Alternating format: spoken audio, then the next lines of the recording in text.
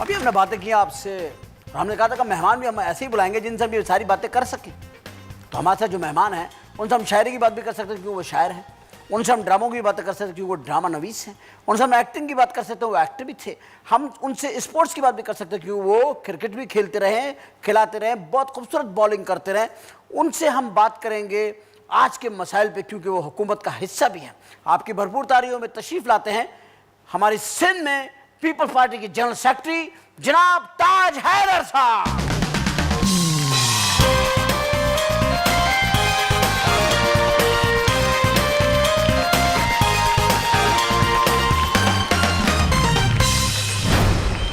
कैसे मिजाज हैं आपके? खुशामदीद आपको शरीफ शो में। बहुत शुक्रिया। और बहुत शुक्रिया आपका कि आप तशरीफ लाए, आपने हमें ये इज्जत बख्शी।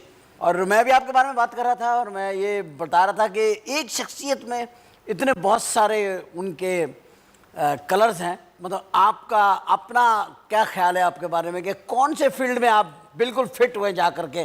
राइटिंग में तो आपने बहुत ड्रामा लिखे, किताब भी लिखी आपने, मज़ामीन भी लिखते हैं, इतनी चीज़ें करते हैं, तो खुद को कहाँ पर इजी महसूस करते हैं कि मैं अब सही जगह पे मैं आ गया हूँ? कह नहीं सकते, शायद हर जगह एक तशनगी रहती है। और ये सियासत लगता है से तो कि आपकी वाबस्तगी बहुत पुरानी है। सियासत से है और उससे पहले मैथमेटिक्स, फिर शायरी, फिर अदब, फिर हर चीज़ जो है। तो कहाँ से हम सिरा पकड़े हैं आपके लिए? शायरी से शुरू कर लें। शायरी की नहीं, बस पढ़ी है। पढ़िए। आप लिखने का आपका बड़ा रहा और बड़े अच्छे अच्छे आपने टेलीविज़न के ड्रामे लिखे हैं और आपकी किताब भी आई, मेरे मुस्तरद करदा ड्रामे। मेरे मुस्तरद ड्रामे। तो ये ड्रामे कैसे मुस्तरद हुए, कब हुए, किसने किए? वो एक आमरीत का दौर था, तो उसमें जाहिर है कि लिखने पे आमरीत के दौर में इंसानों को बड़ा पीसा जाता है। आज़ादी नहीं होती और जबर होता है, आज़ादी नहीं होती। और उसमें बस आराम यही होता है कि आप आमरीत से लड़ते रहते हैं तो ज़िंदा रहते हैं, और लड़े आप और अगर आप लड़ाई छोड़ देते हैं तो फिर आप ख़त्म हो जाते हैं। जब आप अपने राइट छोड़ देते हैं तो फिर मामला ठीक हो जाते हैं, और आप नहीं छोड़ते नहीं, आप मुर्दा हो जाते हैं। हम जबर के दौर में एहतजाज करते हैं, आप बकौल आपके जबर का दौर होता है, उसमें एहतजाज करते हैं अपने राइट्स के लिए, अपनी आज़ादी के लिए, अपने बोलने के लिए। लेकिन क्या बात है कि एक अवामी हुकूमत होती है, अवामी नुमाइंदों की हुकूमत होती है, अवामी उन्हें इलेक्ट करके लाते हैं, फिर अवाम उनके खिलाफ जब सड़कों पे आते हैं, टायर जलाते हैं, बसें जलाते हैं, दुकानें तोड़ते फोड़ते हैं, इस एहतजाज को आप क्या कहेंगे जबकि आमिर नहीं है? देखिए, एक चीज़ होती रही है कि अगर मतलब ईमानदाराना मुनसिफाना इंतखाबात होते रहे वक्फे से और लोगों को ये पता रहे कि हाँ, हम अगर गैर मुतमईन हैं तो हम अगली दफ़ा दूसरी हुकूमत ला सकते हैं। सही। तो लोगों को अगर ये एतमाद ना हो तो फिर लोगों का एहतजाज जो है ये तशद्दुद का रुख जो है इख्तियार करता है। आपका मतलब कहने का कि जब ये इलेक्शन हो तो आवाम को चाहिए कि फिर वो अपने कुछ करें और वोट के जरिए। नहीं, मैं कह रहा हूँ कि इलेक्शंस फेयर होने चाहिए। इलेक्शन फेयर होने चाहिए। अच्छा, मुझे बताइए कि क्या ये मौजूदा दौर की जो सियासत इस वक्त हो रही है, ज़िमनी इलेक्शन होते हैं, अभी ये हुए हैं, पंजाब में हुए, वहाँ पे जब लीडर निकलते हैं और ये बातें करते हैं कि जी ये इलेक्शन में ये इस्तेमाल हुआ है, ये मशीनरी इस्तेमाल हुई है, सरकार इस्तेमाल हुई, पुलिस इस्तेमाल हुई, फलां हुई, ये हुई, इससे आप क्या समझते हैं पब्लिक में अपना सियासतदानों का एक इमेज ख़राब नहीं होता जा रहा है? नहीं, देखिए, ये तो इस पे है कि इलेक्शन कमीशन क्या बाइख्तियार है। दूसरे ये कि अगर कोई शिकायत करता है तो क्या वो शिकायत सुनी जाती है और क्या उसकी तहकीकात की जाती है।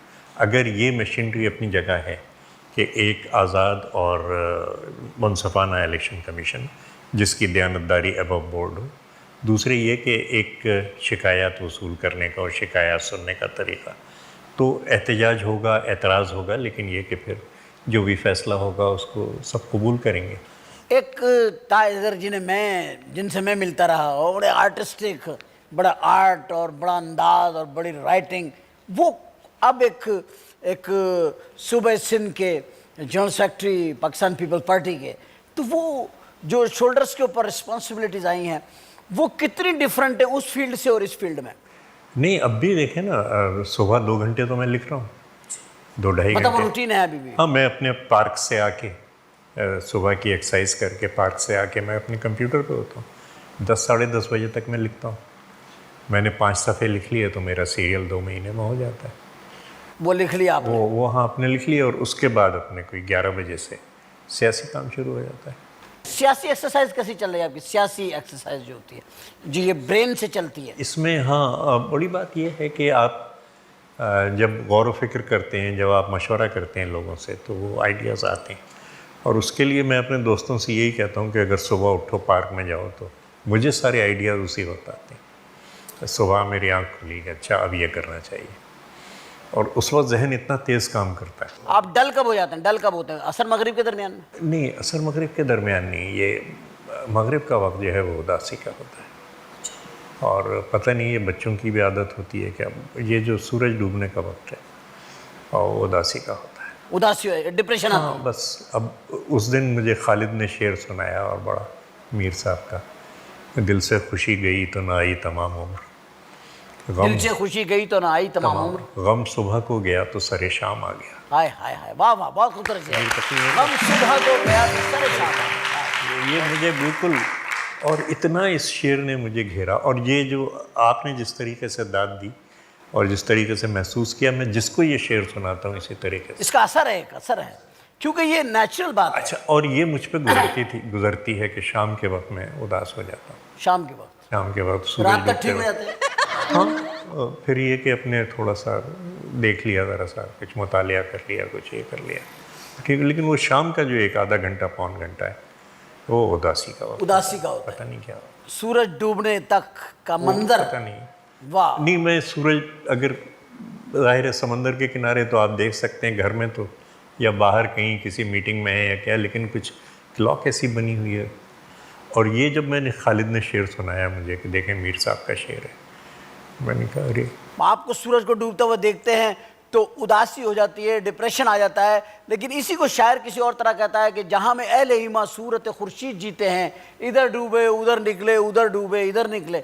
इसमें तो एक डूबने का निकलने का अमल भी तो है, तो सूरज के डूबते निकलना भी तो है। हाँ, लेकिन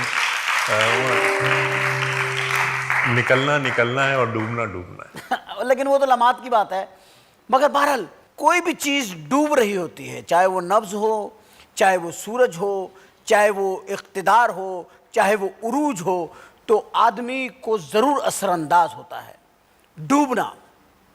और इस वक्त हम देख रहे हैं कि हमने यहाँ ब्रेक नहीं लिया तो हमारे पैसे डूब जाएंगे। डूबना अच्छी बात नहीं है, हम अपनी रकम नहीं डुबोना चाहते, इसलिए हम लेंगे एक छोटा सा ब्रेक। और जहाँ में अहले ईमा सूरत खुर्शीद जीते हैं, इधर डूबे उधर निकले, बस हम अभी डूबे और अभी निकले, जाइएगा कहीं मत, अभी आते हैं आप।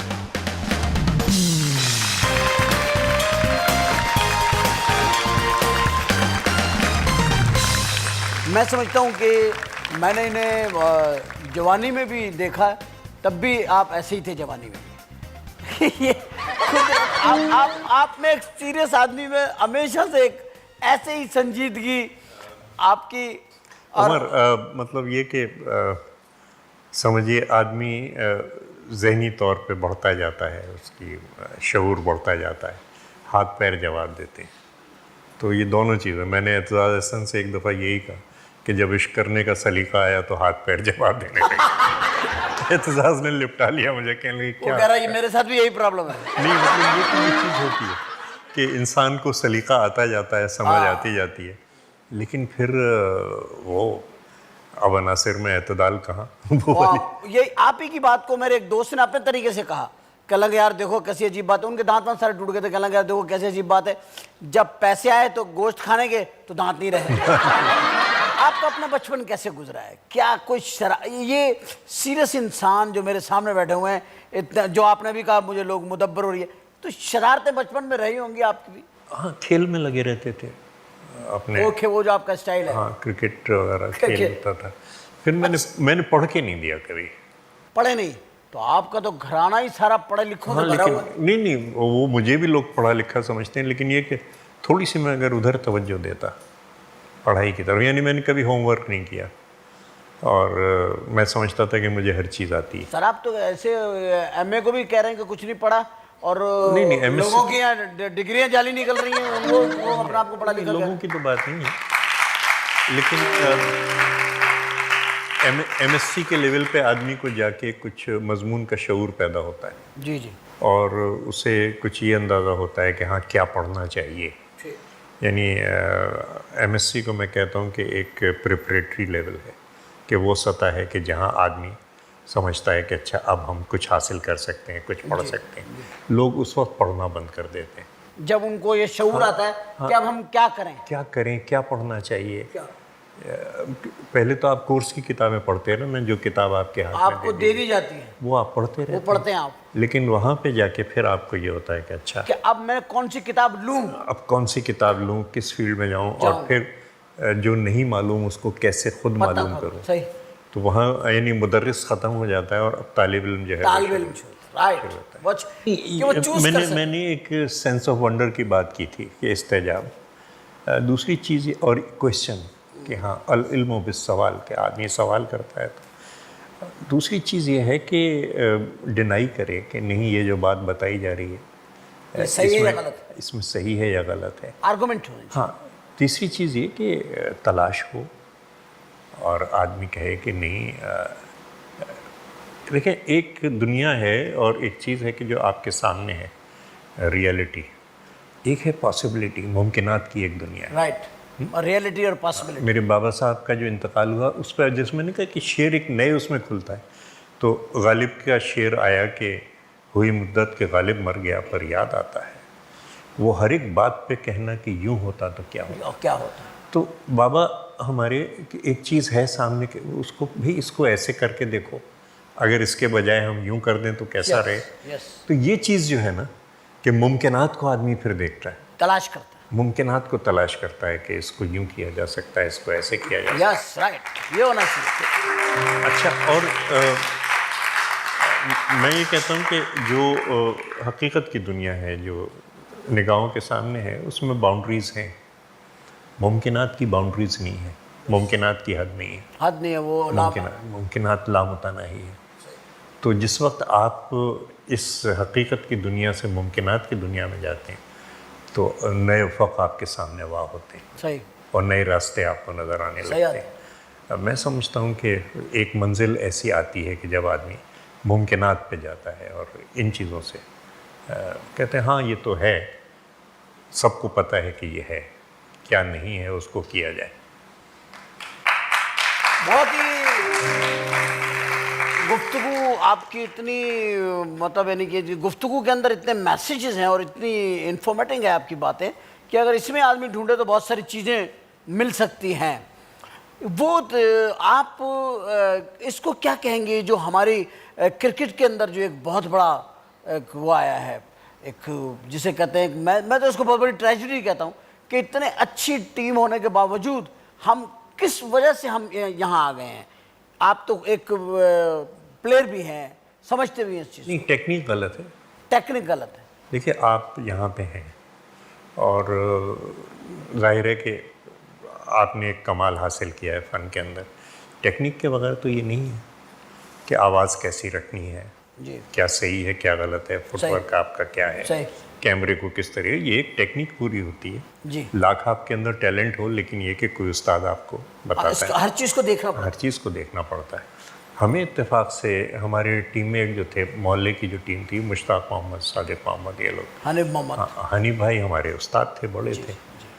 तो उनके घर के सामने ही ग्राउंड था, यानी हनीफ भाई की वालदा हमें ऊपर से डांट देती थी कि क्रॉस बैट क्यों खेल रहे हो, अरे या पूरा फॉरवर्ड क्यों नहीं खेल रहे। वाह, तो ये जो टेक्निक है, आज जब मैं पाकिस्तान के ओपनर्स को क्रॉस बैट की बल्ला डालते हुए देखता हूँ और वो भी इतने आहिस्ता से डालते हैं जैसे तो कैच हो जाता है। हाँ, कि भाई अगर क्रॉस बैट हो ही गया तो इतने ज़ोर से मारो कि वो पकड़ ना सके, गली में ना जाए बल्कि कवर के अंदर सामने जाए। कवर। तो ये चीज़ जो है, ये टेक्निक ना होना, ये बड़ी, या सीधी सी बात कि हमें जो 8-9 साल की उम्र में बताया था कि गेंद पे नज़र रखो, जब हाथ में कैच पकड़ो या जहाँ भी हो गेंद पे नज़र होनी चाहिए, आई ऑन द बॉल। ये मैं देखता हूँ कि जी इनका नज़रें वहाँ होती हैं और हाथ पे होती नहीं, और इसलिए कैच ड्रॉप होते हैं। ये जो कैच ड्रॉप हो रहे हैं और आप पूरी सीरीज़ आ रहे हैं, इसमें सिर्फ एक बात है कि ये फोकस ट्रेनिंग नहीं है, फोकस नहीं कि वो गेंद जब हाथ में आती है तो नजरें नहीं होती हैं गेंद पे। हमारी नजरें वहीं होती है और तब भी वही रहती है। हाँ, ये सीधी सी टेक्निक जो 8-9 साल की उम्र में हनीफ भाई ने गुजरते हुए बताती थी, भाई किधर देख रहे हो, ये देखो हाथ में। अब उसमें अगर इधर उधर गेंद जाती भी है तो आप फिर पकड़ लेते हैं, लेकिन अगर आपकी नज़र वहाँ पे नहीं है, और ये अब टेस्ट लेवल पे हो रहा है, हमारे विकेट कीपर यूँ देखते हैं और कैच ड्रॉप हो जाता है, जो कैच दूर आता है वो पकड़ लेते हैं क्योंकि नज़र उस पर होती है, जो कैच करीब आता है वो नहीं पकड़। निकल जाता है। ये सीधी सी बात है, पता नहीं क्यों हमारे मतलब हम लोग टेक्निक की वजह से हार रहे हैं, आपका ख्याल? नहीं, टेक्निक है ही नहीं। तो टेक्निक के लिए तो ये कोचेज और ये सारे लोग रखे जाते हैं, ये क्या करते हैं फिर? देखिए ना, उस लेवल पे तो कोचिंग नहीं होती ना, टेस्ट लेवल पे। हाँ, टेस्ट लेवल पे तो पक्का हो गया, अगर एक गलती उसकी पक्की होगी तो आप उसको क्या ठीक करेंगे। ये तो स्कूल के लेवल पे, जैसे मैंने कहा कि 8-9 साल की उम्र में हनी भाई ने गुजरते हैं बताया कि ये क्या कर रहे हो यार, उसको देखो बॉल को हाथ में। तो अब वही आदत आपको पड़ जाती है अगर, तो ये हमारी जो नीचे का लेवल है स्कूलों का और उसका, वहाँ पे कोच को बताने की ज़रूरत है कि देखो टेक्निक ये होती है, बल्ला ऐसे सीधा होता है, ऐसे नहीं होता। लेकिन इतनी छोटी उम्र से तो अब आते भी नहीं है, जवान जवान आते हैं, इतने बड़े जवान बड़े आते हैं, वो- सिफारिशों से आ जाते हैं, खेल के आए, 2-4 मैच खेला, आ गए। नहीं, वो फुटपाथों पे खेल खेल के, वो कोई बाकायदा क्लब जो होते थे, और क्लब में एक बड़ा होता था जो पुराना और क्लब से खेलते हुए आ रहे हैं, वो एक और वो ट्रेनिंग हो जाती थी। और वो क्लब के अंदर वो जहाँ भी कोई खाली जगह होती थी वहाँ पे बच्चे जो थे, आपने देखा होगा कि वो अपना बना के, और वहाँ कोई बुजुर्ग होता था बड़ा क्रिकेटर, वो उन्हें बताता रहता था कि इसको यूँ करो, ये खेलो, तो टेक्निक वो सही हो जाती थी। ठीक बात। अब तो हर एक उस्ताद है, अब तो सब उस्ताद ही बन के आते हैं। और मैं बिल्कुल यही कहना चाहता हूँ, सिर्फ पाकिस्तान की टीम में, जाहिर है ये मेरा मकाम नहीं, टेस्ट क्रिकेटर्स हैं इतने बड़े बड़े, लेकिन गेंद पे नज़र रखें तो कैच क्यों ड्रॉप हो। गेंद पे नजर रखें, गेंद को खाएं मत, उस पे नजर रखें। नजर जरूर रखें आप, लेकिन जहां से ऊपर से आ रही है नजर रखें, हाथों में आए तो हाथों में। ये फरमा रहे हैं हनीफ मोहम्मद साहब की ट्रेनिंग के बारे में। ताजर साहब, आप भी याद रखें, नजर रखें कैमरे की तरफ, जहां से इशारा हो रहा है ब्रेक, हम ये कैच मिस नहीं होने देंगे, पकड़ लेंगे इसको और कर लेंगे कैच। इस बात को कि ब्रेक लेना है, क्योंकि हमें टाइम को आउट करना है। टाइम आउट करने के लिए हमें ब्रेक लेना पड़ेगा। तो लेते हैं एक छोटा सा ब्रेक और आते हैं वापस, फिर गुफ्तगू यहीं से शुरू करते हैं एक नए मेहमान के साथ। जाइएगा कहीं में, तुम्हारा इंतजार कीजिएगा। Will write back.